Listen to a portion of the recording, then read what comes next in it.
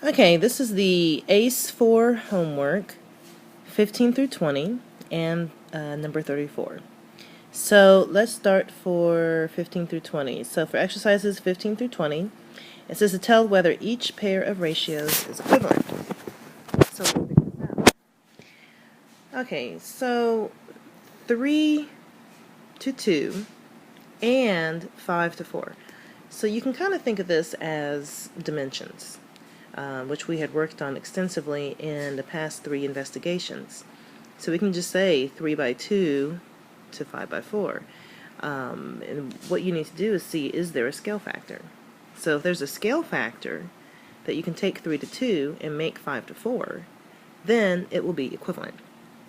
If the scale factor is not there and it's not the same scale factor, that means it's not equivalent. Alright, so for number 15, let's see here.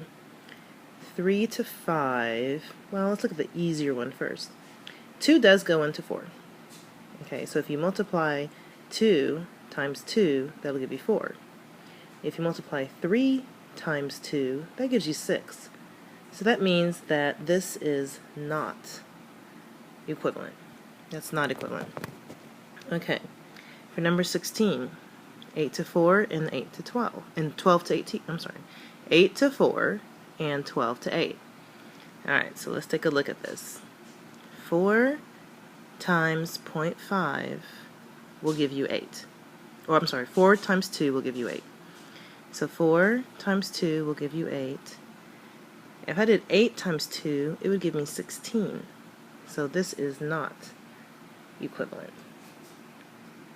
Not equivalent. Okay. Let's take a look at 17. Let's see. 5 goes into 15 3 times. So 5 times 3 equals 15. 7 times 3 equals 21. So the scale factor is 3. This is equivalent. Alright. For 18, we have 0.5 times 4 will give you 2. And let's see, 1.5 times 4 will give you 6. So yes, these pair of ratios is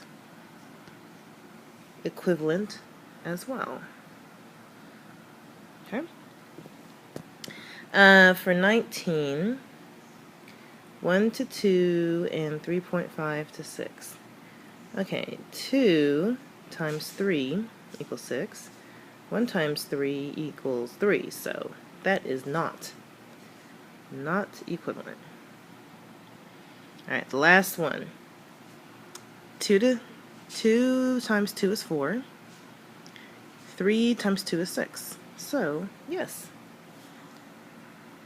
For number 20, that pair of ratios is equivalent. Okay, for problem 34, you're going to find each angle measure and find the measure of its complement as well as the measure of its supplement. Alright, so the sample they gave you, so if you're given 30 degrees, that means that the complement is going to be 60 degrees because 30 plus 60 equals 90, and that's what you need to make a complementary angles. Have to add up to 90 degrees. And for supplementary angles, they have to add up to 180. So 180 minus 30 is going to give you 150. Okay, and remember the little trick that I gave you about complementary and supplementary angles. Complementary begins with the letter C. Supplementary begins with the letter S. So what you can do is this C can become a 90, and that S becomes 180. So if you can remember that, that might help with some of the confusion between complementary and supplementary angles. Okay, so let's take A. For A, we're given 20 degrees, so 90 minus 20 is going to give us 70. And please apologize. I know that should say degrees right there, but I don't have that on my iPad, so we're just going to pretend that says degrees. Okay, so for supplement, that means we're going to take 180 minus 20, and that gives 160, so 160 degrees. For B, 90 minus 70 gives you 20 degrees. 180 minus 70 gives 110 degrees, and that would be the supplement. For C, 90 minus 45 gives 45 degrees.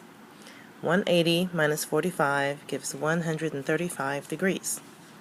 And so those are going to be your answers for your complement and your supplement for the angles for the given measurements.